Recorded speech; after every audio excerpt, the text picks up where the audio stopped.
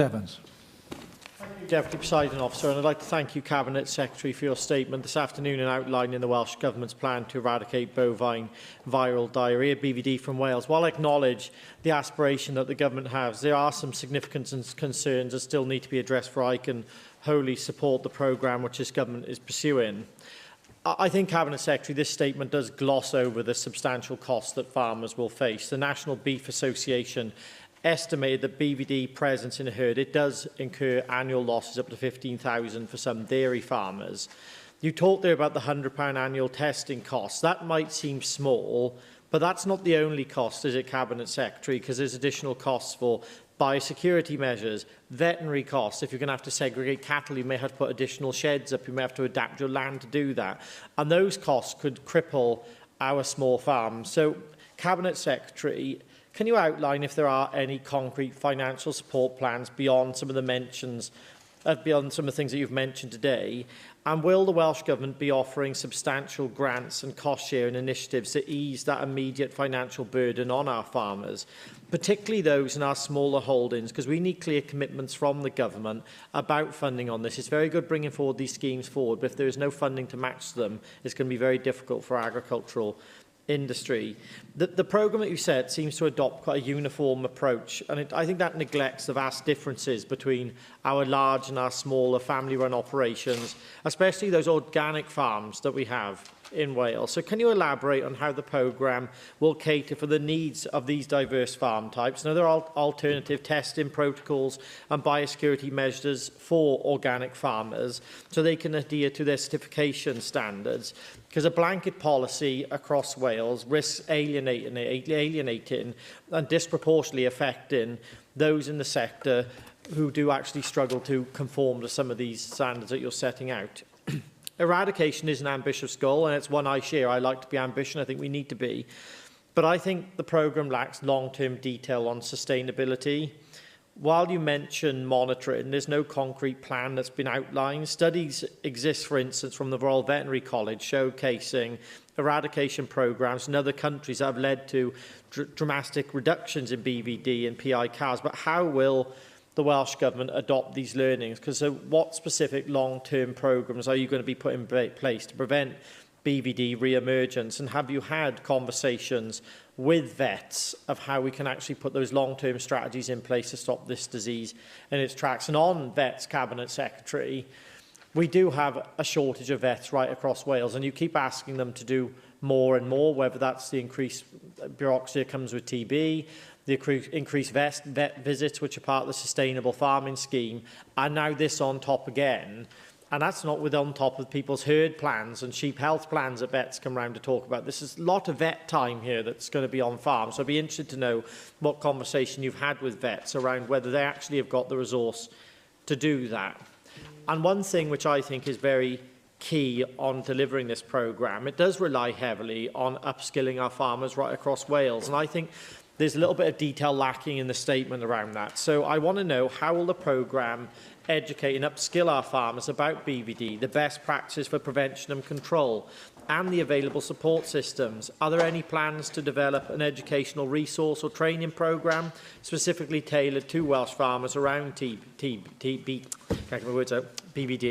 And will the Welsh Government collaborate with industry bodies like the NFU, the FUW, and obviously the young farmers movement as well, because our young farmers are the futures of our farming in Wales, and be interested to know, have you been talking to them?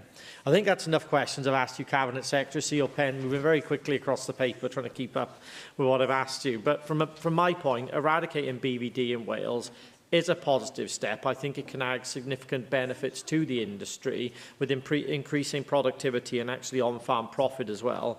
But I think we need some more answers on the questions I've asked you, Cabinet Secretary, so we can get into the detail of this, because only by getting that full detail will I be able to support you wholly in this scheme. Diolch. Thank you, James, very much for those several questions. And I can see that we haven't convinced you entirely, but I would simply say to you that this has been actually co-produced and led by those in the farming community, those in the cattle sector that have been very keen to see these steps forward, specifically to deal with the eradication of BVD, which is such a has such a significant impact on the productivity of our herds and actually on the viability of those herds as well. So in response to your questions about the costs, I noted in my opening remarks, I said on average about £100. Actually, for smaller cattle holders, including possibly some of those organics, there is a range. It's roughly speaking, it's £6 per animal tested.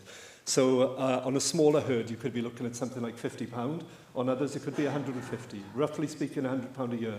You balance that against the productivity savings, which could be up to £2,000 or even for a smaller herd, or even £14,000 for a larger herd. I think there's the balance, and that's why those who've co-produced this with us are so supportive of it. So I hope you can overcome some of your reservations on the cost, because what this does is not only help us with the animal welfare aspects of the herd, help us eradicate BVD, also deal with carbon emissions, because if you have a healthy herd, all the evidence we're now seeing, and I know his background within the farming community shows that better productivity within herds also happens with the carbon reductions, but it also increases the viability, because the cost to those farmers of less productive animals is quite significant. So it more than outweighs the investment in the roughly speaking, £6 per animal for the sample testing.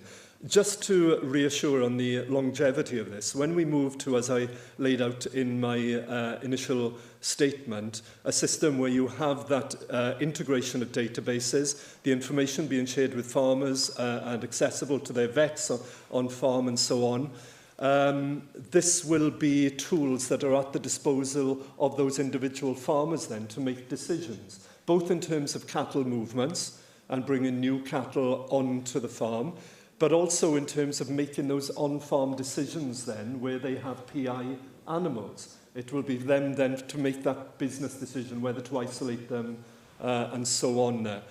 So this does actually, there will be a task over the next year of engaging with the farmers, not only in terms of doing the sample testing before summer 2025, but also working with the unions, NFU, FUW, and others who are involved, representative organisations in the farming community, to engage with farmers alongside veterinarians, on-farm veterinarians, to explain how this will work, how they can do it in a very straightforward way.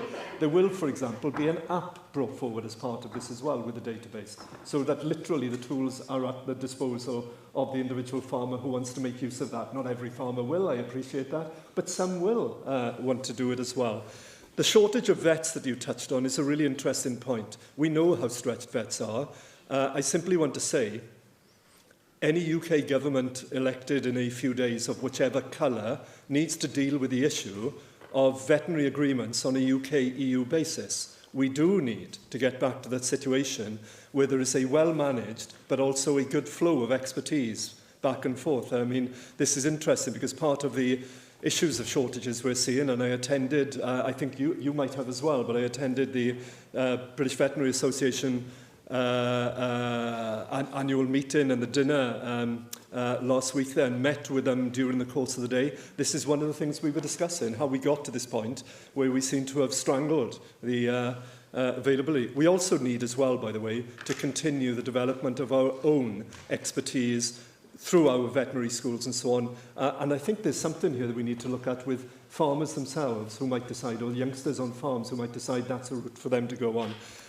And so the upskilling of farmers is an issue. We'll be working with the vets, with the farming unions, with young farmers and others over the course of the next year to make sure that all farmers are aware of how to do this process and why it's good for them to do this process and for them to take ownership in the same way that this initiative has actually been co-designed.